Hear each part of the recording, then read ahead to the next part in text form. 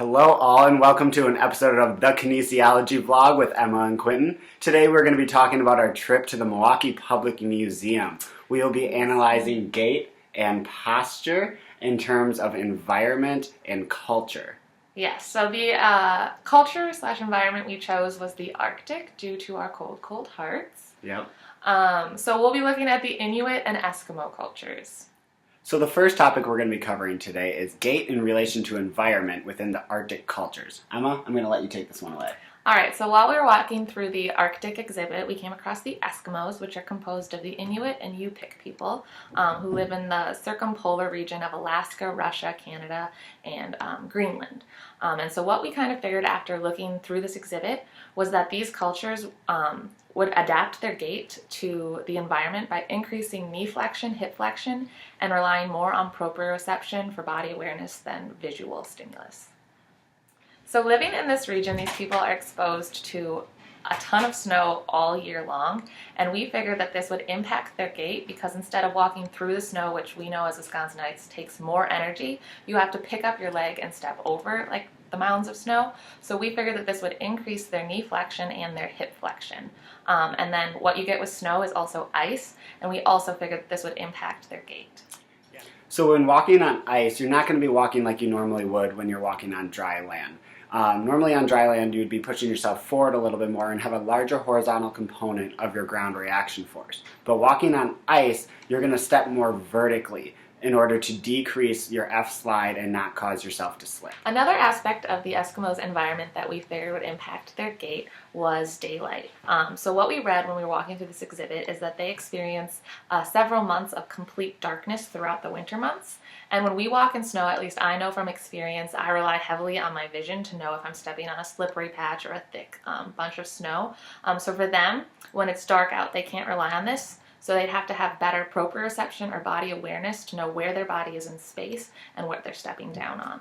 Shifting gears a little bit, we're going to talk about how the Eskimos' culture and their cultural influence of hunting and trapping impacts their posture.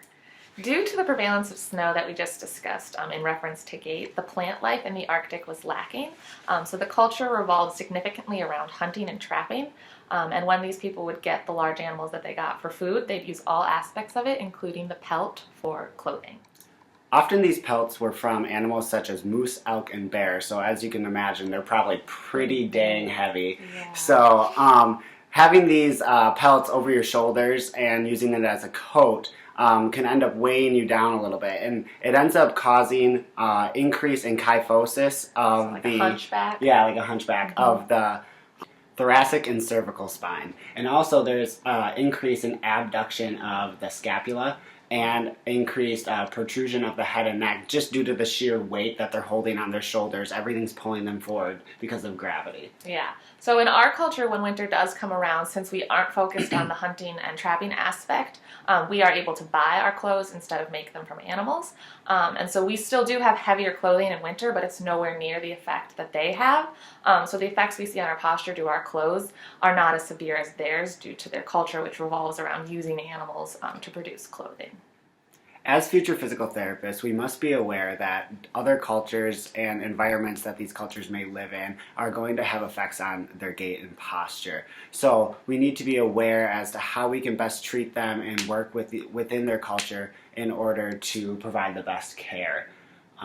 Yeah, so walking through the museum, a lot of the exhibits and the statues we observed had elaborate necklaces, headdresses, just like attire overall. And although those pieces of clothing aren't important in our culture, we have to realize that they are important to other people's cultures as PTs. And so if we observe that these elaborate headdresses or necklaces are impacting someone's posture, we can't simply say, oh, well, just stop wearing that, because that's a huge part of who they are. Instead, we have to gear our treatment more towards what can we do around those aspects of their culture to help these individuals. So similar to cultural impacts, we also have to look at environmental impacts on people when assessing them for treatment.